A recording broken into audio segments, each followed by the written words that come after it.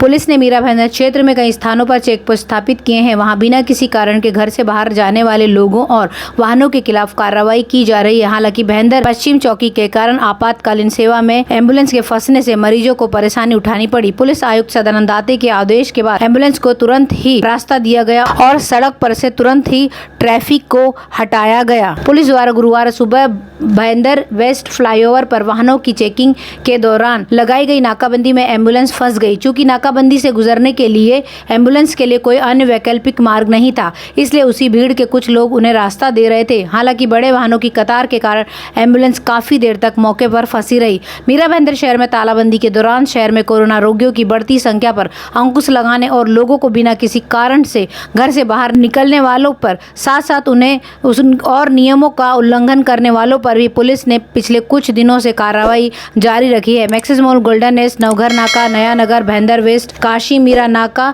पर नाकेबंदी कर रही है। कुछ जगहों पर सड़कें भी बंद हो गई हैं, लेकिन इस नाकेबंदी की वजह से मरीजों को ले जाने वाले एम्बुलेंस भी नाकाबंदी में फंस गई, क्योंकि कोई दूसरा रास्ता नहीं था। इसलिए यदि रोगियों को समय पर उपचार के लिए अस्पताल में भर्ती नहीं किया जाता है तो रोगी का जीवन खतरे में पड़ने की संभावना रहती है। नाकाबंदी की वजह से एम्बुलेंस के निकलने में परेशानी हो रही थी। पुलिस कमिश्नर सदानंद दाते ने पुलिस को यह सुनिश्चित करने का निर्देश दिया है कि नाकाबंदी के कारण एम्बुलेंस ट्रैफिक में फंसना नहीं चाहिए।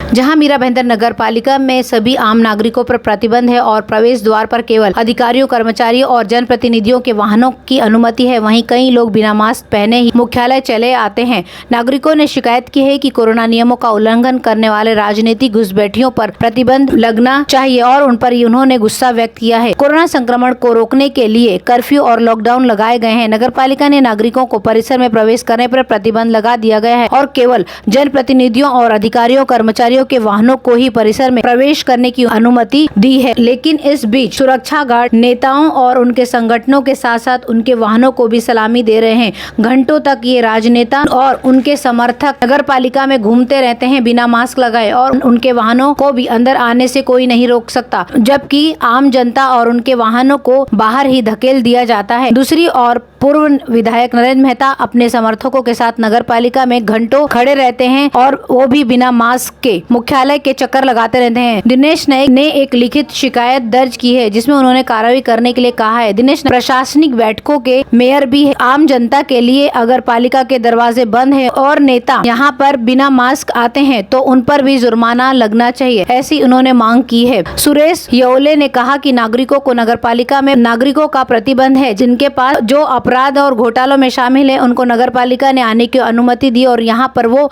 घंटों बैठे रहते हैं, जो लोकतंत्र का मजाक है। शिवसेना के विपक्ष नेता प्रवीण पाटिल ने भी सत्ताधारी भाजपा पर प्रशासनिक बैठकों में जनप्रतिनिधियों को शामिल करने और जानबूझकर उन लोगों को आमंत्रित करने का आरोप लगाया है जो कार्यालय में घंटों बैठे रहते हैं।